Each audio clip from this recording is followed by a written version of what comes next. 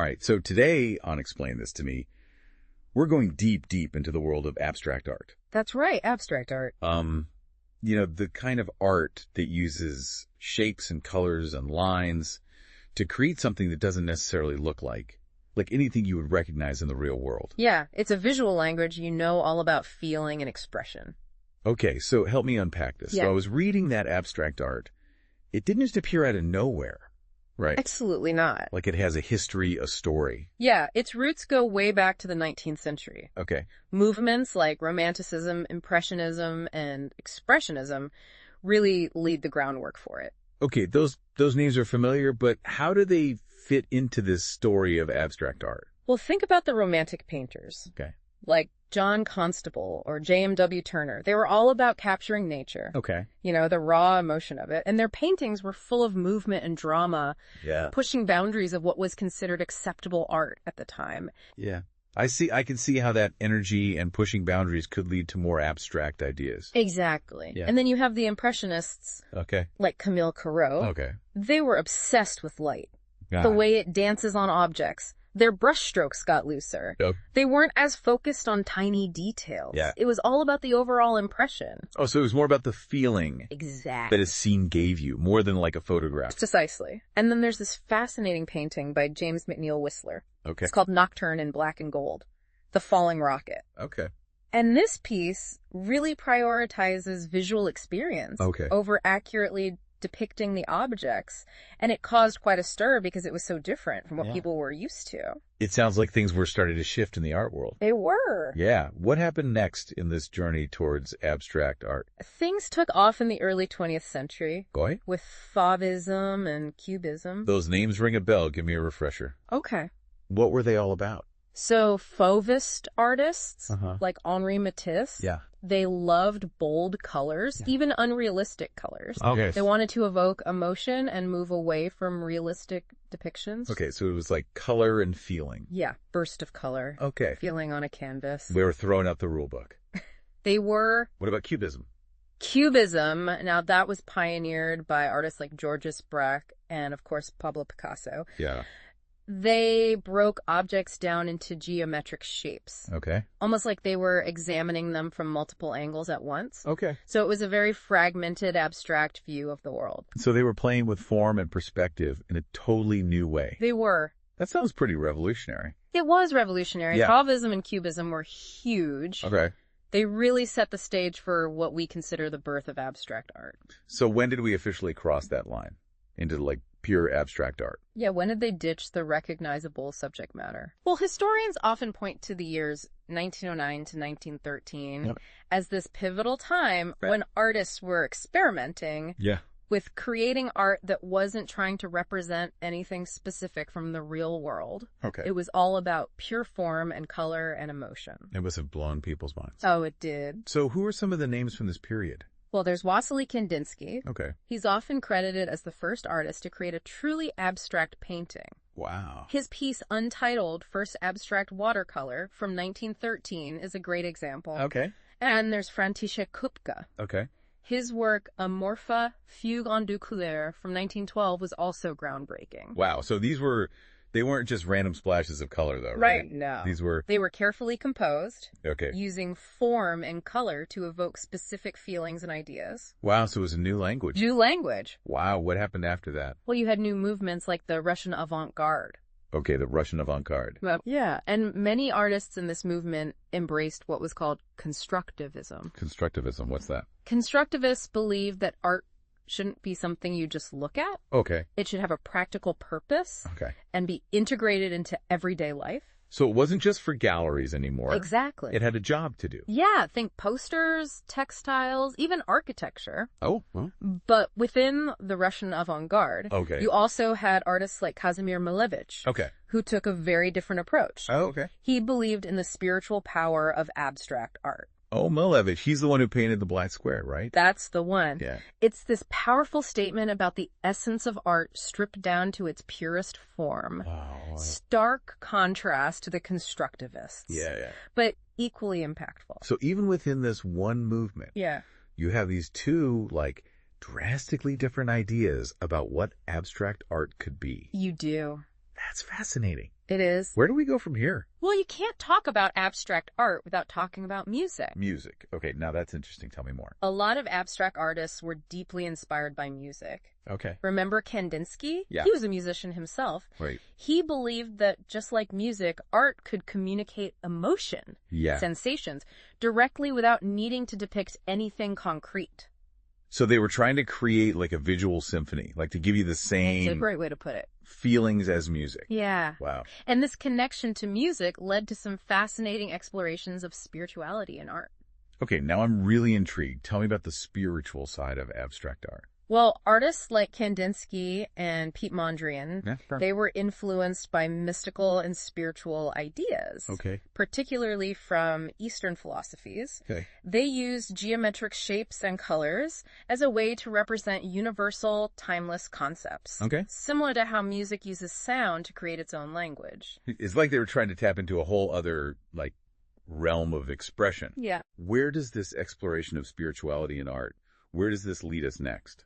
Well, it leads us to a crucial institution in the story of abstract art, the Bauhaus. Ah, the Bauhaus. That's right. I know it was the design school, but what was its connection to abstract art? Well, the Bauhaus, which was founded in Germany in 1919, was a hotbed for abstract art. Okay. They had some major figures teaching there. Okay. Paul Klee, Wassily Kandinsky, Laszlo Moholy-Nagy. Okay. And these artists further developed and spread ideas about abstraction. So what was so unique about the Bauhaus approach? They believed in something they called the unity of all art forms. Okay. Painting, sculpture, architecture, you name it. Wow. They saw it all as interconnected. Okay.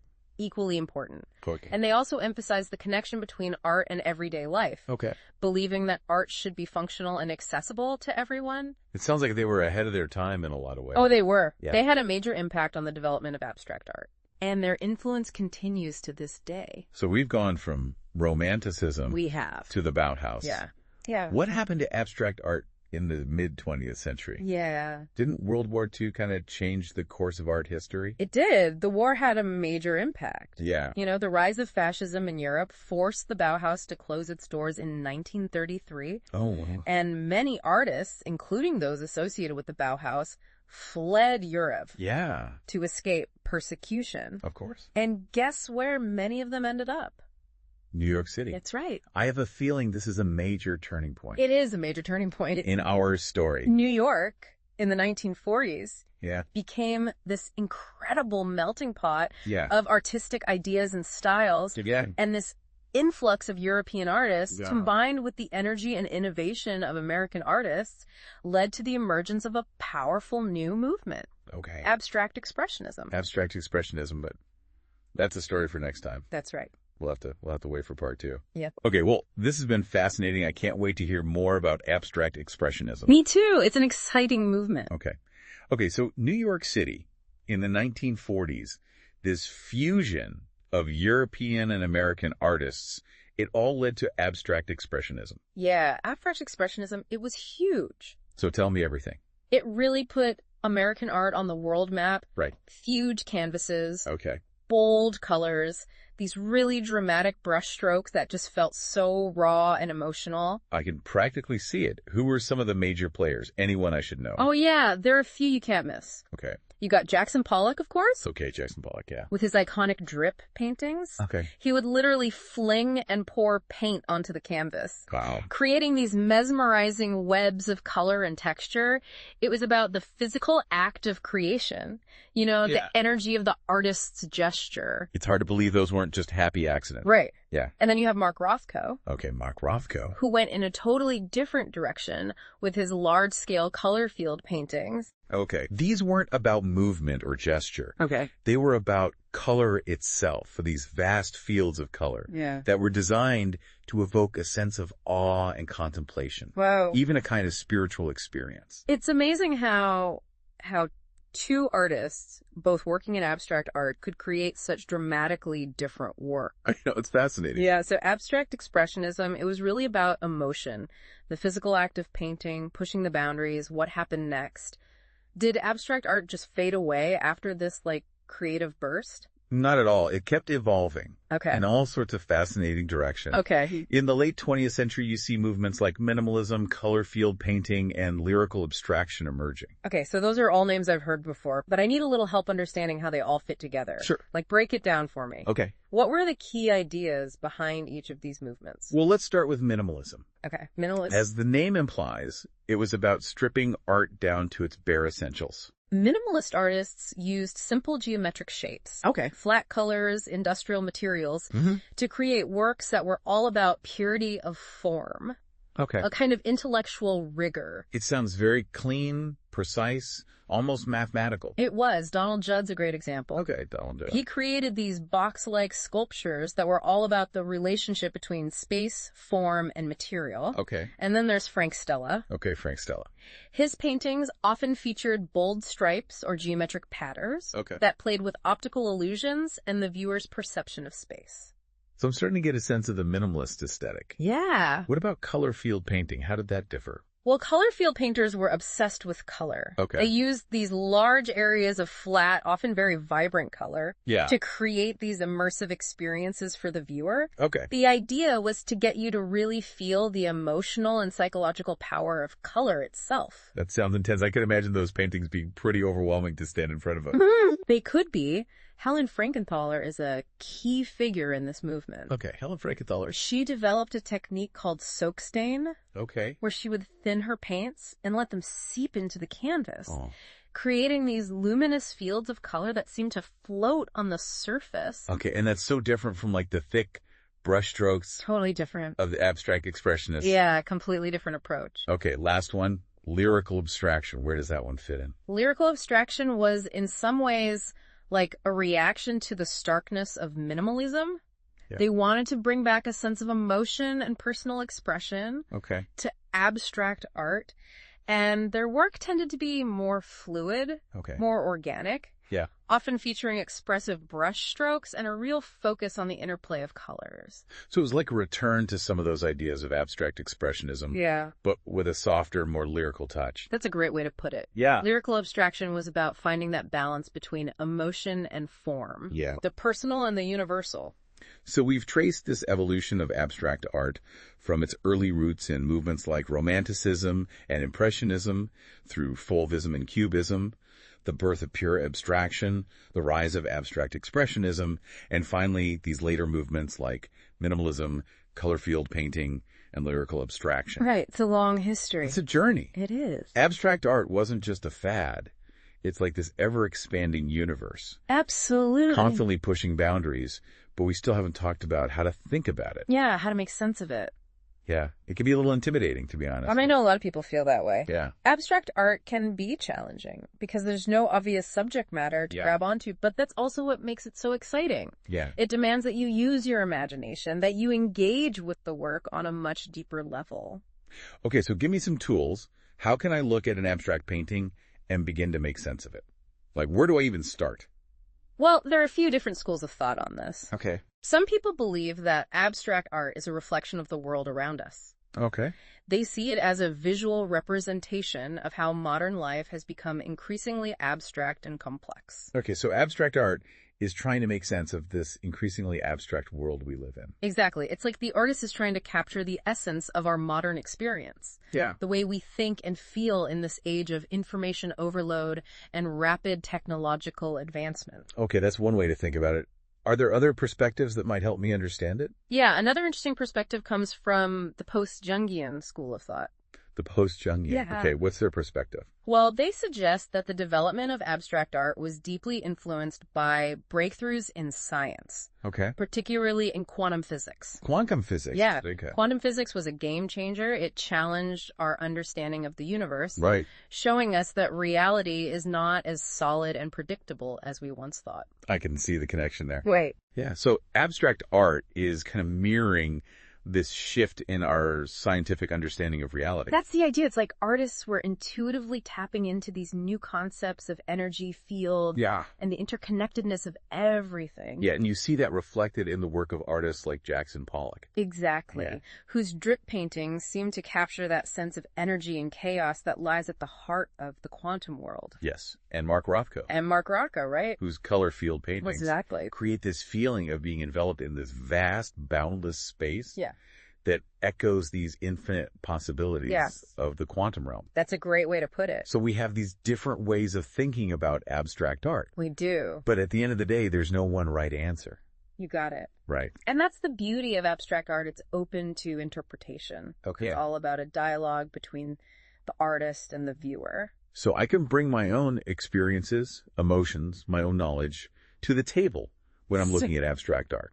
I don't have to feel like I'm missing some secret code. Exactly. And that's what makes it so rewarding. There's always something new to discover, a new layer of meaning to uncover. Yeah. It's an invitation to a conversation, to a journey of exploration. I am really starting to see abstract art in a whole new light.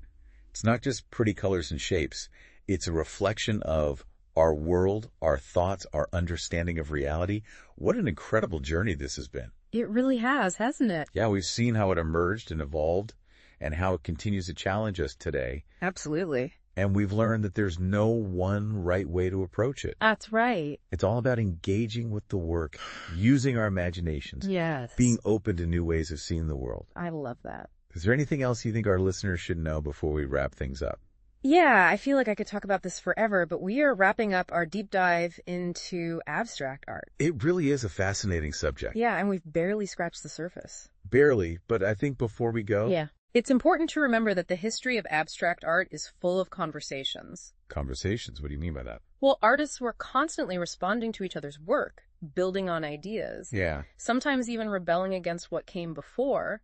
Think about that tension between the constructivists who wanted art to have a practical purpose, and then artists like Malevich, who thought it should be spiritual. So it wasn't a straightforward progression. It was more like this dynamic web of influences. Yeah, influences and reactions. Yeah, okay. And one of the most interesting things I think about abstract art is its relationship to the art that came before it. Right. So how does it fit into this larger landscape of art history? Yeah, because you could argue that it was both a continuation and a break from tradition. Absolutely. Right, because on the one hand, it built on the innovations of earlier movements, like Impressionism and Cubism. Yeah, those artists were already pushing the boundaries of representation. Right, they were already playing with color and form and perspective in ways that hadn't really been done before. Exactly, and abstract artists took those ideas and ran with them, but they also made this radical leap. Yeah. By abandoning the need to represent recognizable objects, it was like they were saying art doesn't have to be about the visible world. Yeah. It can be about something else entirely. Yeah, something deeper, something more fundamental. Exactly. Abstract artists were fascinated by exploring the very essence of art. What is color? What is form? What is perception? Yeah. What's the relationship between art and emotion, art and spirituality? And they were grappling with these big questions through their art. Yeah, they were expanding the very definition of what art could be. Right, pushing into uncharted territory. And it's so interesting how abstract art was connected to these big ideas and these big movements in history. We talked about World War II. We did. The rise of technology. Yeah. These huge breakthroughs in science, like quantum physics. Right. It wasn't happening in a vacuum. No. It was a reflection of its time, a response to the rapid changes and upheavals of the 20th century. And you see those connections continue in the late 20th century with minimalism, color field painting, lyrical abstraction, all engaging with the cultural landscape of their time. Yeah, and today. And today, right, contemporary abstract artists are grappling with issues of identity, technology, globalization, all through this language of abstraction. It really is like this endless story. There's always something new to discover, new ways of seeing Absolutely. The world through this art form. That's the beauty of it. It's a journey, not a destination. Yeah. It's about exploring, questioning, feeling, connecting with something bigger than ourselves. Well said. I think we've reached the end of our deep dive into abstract art. We have. I feel so inspired. I want to go see some abstract art for myself. Me too. And to our listeners, don't let the exploration end here. There are so many artists, movements, and ideas out there. Yeah. Go visit a museum. get lost in an art book. Yeah, even create your own abstract art. Yes. Keep those curious minds engaged. Until next time, explain this to me. Keep exploring the world with open eyes. And a sense of wonder. And a sense